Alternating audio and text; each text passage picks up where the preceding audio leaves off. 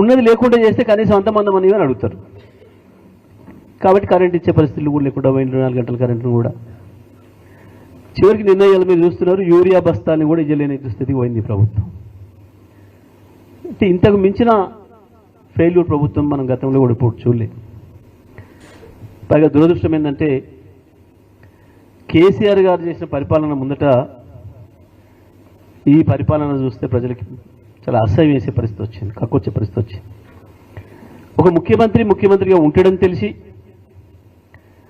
ఇంకా 4 ఏళ్ళు పైన ఉంటాడని తెలిసి కూడా ప్రజలు మాట్లాడుతున్న మాటలు, ముఖ్యమంత్రి పైన వాళ్ళు ఉపయోగిస్తున్న భాష మనమేం మాట్లాడడం లేదు. బీఆర్ఎస్ పార్టీగా ఇప్పటి వరకు మనం ఈ ప్రభుత్వ వ్యతిరేక కార్యక్రమం ఒక్కటి కూడా తీసుకోలేదు.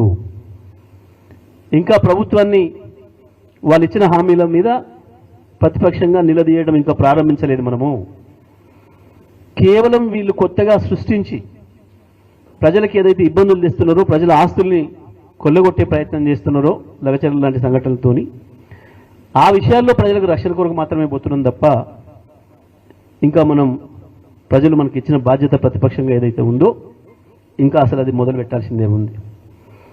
కానీ ఇప్పటికే మొదలైంది. కేసీఆర్ రావట్లేడు అని మాట్లాడినారు. ఒకటే ఒక సభలో కేసీఆర్ గారు మాట్లాడిపోయారు. ఏం మాట్లాడుతున్నాడు? అప్పుడే ఏమొచ్చింది? మమ్మల్ని పని చేయనిస్తలేరు, మమ్మల్ని అడ్డుకుంటున్నారు. ఈ మాట అంటారనే కేసీఆర్ గారు సమయం ఇచ్చిండు. మాకు కూడా చెప్పండి, కొత్త ప్రభుత్వం, వాళ్ళు కూడా కొత్త మనుషులు, తెలుదుక్కొనియండి, వదిలేయండి, ఇప్పుడే మనకండి, చూద్దాం ఒక 6 నెలల్లో ఏడాదో, ప్రజలు కూడా మనల్ని మెచ్చుకుంటట్టు ఉండాలి, మనం మాట్లాడేది ఒప్పుకుంటట్టు ఉండాలి, ప్రజలతో కూడా మనం విమర్శ తెచ్చుకునే పరిస్థితి ఉండకూడదు. ఒక విజ్ఞత గల నాయకుడు కాబట్టి సంవత్సరం ఓపిక పట్టిండు. 6 నెలలు సమయం ఇస్తామన్నారు, సంవత్సరం కూడా ఓపిక పట్టిండు కేసీఆర్ గారు. అంత విజ్ఞతగా ఉండే రాజకీయ నాయకులు తక్కువ ఉంటారు దేశంలో. అవతల చూసినాం మనం ఆంధ్రప్రదేశ్లో. ఈయన వచ్చిన తెల్లారి ఆయన దాడి మొదలు పెడుతున్నాడు, ఆయన వచ్చిన తెల్లారి ఈయన దాడి మొదలు పెడుతున్నాడు. కేసీఆర్ అట్లా పోలే. ఈ రాష్ట్రాన్ని ఇచ్చిన నాయకుడిగా, ఈ రాష్ట్రాన్ని తేవడానికి అనేక ఇబ్బందులు పడ్డ నాయకుడిగా, ప్రజల నాడి తెలిసిన నాయకుడిగా, పరిపాలన అంటే ఎట్ట ఉంటుందో, దాంట్లో ఉండే ఇబ్బందులు ఏందో, సాధక బాధకాలు ఏందో తెలిసిన నాయకుడిగా, అవతల పక్షానికి కూడా అంతే అవకాశం ఇచ్చి, అంతే గౌరవించి నడిపిస్తున్న నాయకుడు కేసీఆర్ గారు. కానీ ఇవాళ ప్రభుత్వం ఒక డ్రామాలు చేస్తూ, కేసుల మీద కేసులని మాట్లాడుతూ చూసిండ్రు. అదే పనికి మాలిన ముచ్చట. మొదటి రోజు ఏం మాట్లాడిండ్రో ఈ రోజు కనుక కూడా కరెంటు మీద కమిషను, కాలుష్యం మీద కమిషను, ఈ ఫార్ములా కేసు, ఆ ఫార్ములా కేసు, ఏ ఒక్క కేసులో ఏం లేదు. విద్యుత్ మీద రిపోర్ట్ ఇచ్చి 8 నెలలు అయింది.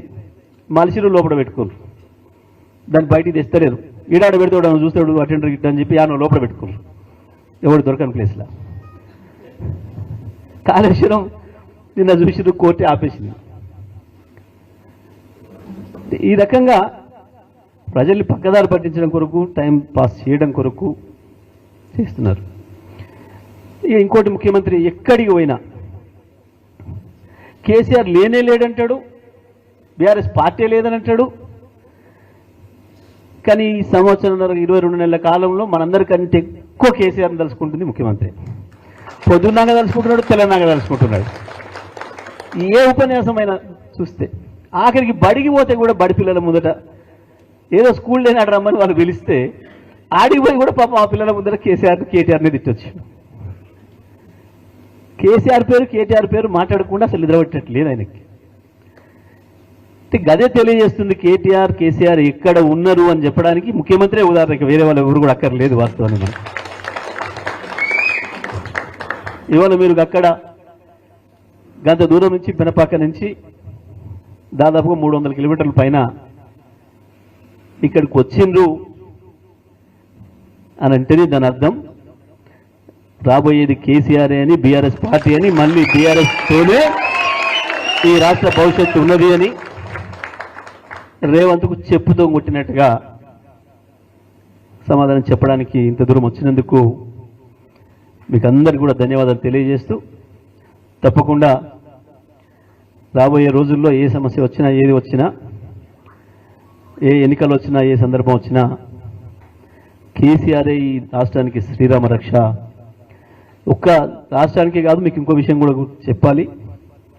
ఇవాళ జరుగుతున్న కుట్ర, కేసీఆర్ పైన జరుగుతున్న కుట్ర కేవలం ఈ రేవంత్ అన్నటువంటి ఇంతతోడు చేస్తే అయ్యేది కాదు. దాని వెనకాల తప్పకుండా చంద్రబాబు, మోడీ ఇద్దరు కూడా ఉన్నారు. కేసీఆర్ మళ్ళీ లేవడం అంటూ జరిగితే తెలంగాణతోనే ఆగడు, తప్పకుండా ఢిల్లీ దానికి వస్తాడు అన్న భయం మోడీలో ఉంది. దాని కొరకే ఇవాళ ఇన్ని ప్రయత్నాలు చేసి ఎక్కడో ఒక దాంట్లో ఇరికియాలి, కేసీఆర్ని మానసికంగా దెబ్బ కొట్టాలన్న ఒక చిల్లర ప్రయత్నం చేస్తున్నారు. కానీ కేసీఆర్ వీళ్ళందరినీ చూసి చూసి చూసి వచ్చినవాడే. వీళ్ళందరినీ తిప్పికొట్టగలిగిన శక్తి సామర్థ్యాలు కేసీఆర్కు ఉన్నాయి. తప్పకుండా ఈ రాష్ట్రానికి ఏం చేసిండో 10 ఏళ్ళు దేశానికి కూడా అందించడానికి కావాల్సిన సేవలు అందించే శక్తి కేసీఆర్కు ఉంది. తప్పకుండా మళ్ళీ మళ్ళీ కేసీఆర్ తిరిగి వస్తారు. రాష్ట్రంతో పాటు దేశాన్ని కూడా మన పద్ధతుల్లో ముందుకు తీసుకుపోతారు. దాంట్లో మనందరం కూడా భాగస్వామ్యం కావాలని, మీరు కూడా భాగస్వామ్యం కావడానికి వచ్చినందుకు మీ అందరికీ పేరు పేరున ధన్యవాదాలు తెలియజేస్తూ సెలవు.